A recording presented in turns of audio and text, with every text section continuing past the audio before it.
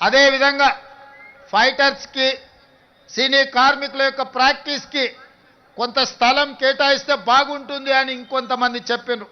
తప్పకుండా మీ సూచనను పరిగణలోకి తీసుకొని ఈనాడు మనం నిర్మించుకోబోయే భారత్ ఫ్యూచర్ సిటీలో మీకు కావలసిన వసతులను ఏర్పాటు చేయడానికి రాష్ట్ర ప్రభుత్వం నిర్ణయం తీసుకుంటుంది. అందుకే మిత్రులారా, ఈనాడు ముఖ్యమంత్రిగా కాదు, మీ కుటుంబ సభ్యుడిగా నేను ఇక్కడికి వచ్చిన. ఈ ప్రాంతంలో ఉండే సినీ కార్మికుల యొక్క సమస్యల్ని తప్పకుండా రాష్ట్రం ప్రభుత్వం పరిష్కరిస్తుంది. మీ సంఘ నాయకులు చెప్పినారు 10 సంవత్సరాలలో మేము ఏనాడు కూడా ముఖ్యమంత్రి గారిని కలవలేదు అని. ఈనాడే కాదు, ఏనాడైనా మీకు అవసరమైనప్పుడు, మీకు ఆపద ఉన్నప్పుడు మీ సోదరుడు రేవంత్ రెడ్డి తెలంగాణ ముఖ్యమంత్రి మీకు అండగా నిలబడతాడని ఒక్క అంశాన్ని మీరు గుర్తుపెట్టుకోండి.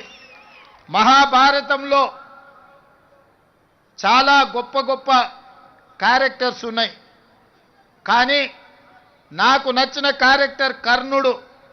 ప్రాణం పోయినా మిత్రుల కోసం నిలబడ్డా, తెలుసు ప్రాణం పోతుందని, కానీ మిత్ర ధర్మాన్ని ఉల్లంఘించకుండా ఆనాడు కర్ణుడు ప్రాణాలను సైతం వదిలిండు.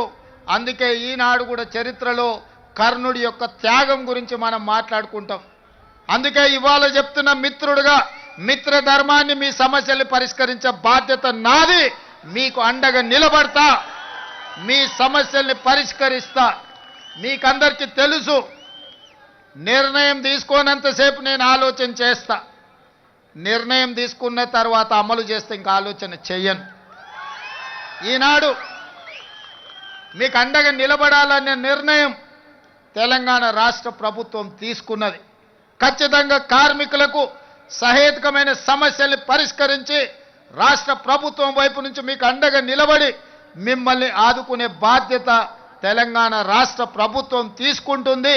ఇంకా ఏమైనా సమస్యలు ఉన్నా నవంబర్ చివరికి మళ్ళా మిమ్మల్ని అందరినీ పిలుస్తా, మీ సంఘాల నాయకులని కలుస్తా. నవంబర్ చివరి వారంలో మీతో కూర్చుంటా. డిసెంబర్ 9 నాడు 2వ సంవత్సరం తెలంగాణ రాష్ట్ర ప్రభుత్వం ఏర్పాటు చేసి ఉత్సవాలు జరుపుకోబోతున్నాం. డిసెంబర్ 9 నాడు మీకేమేమి చెయ్యబోతున్నామో ఆనాడు స్పష్టంగా ప్రభుత్వం ఆదేశాలు ఇస్తుంది.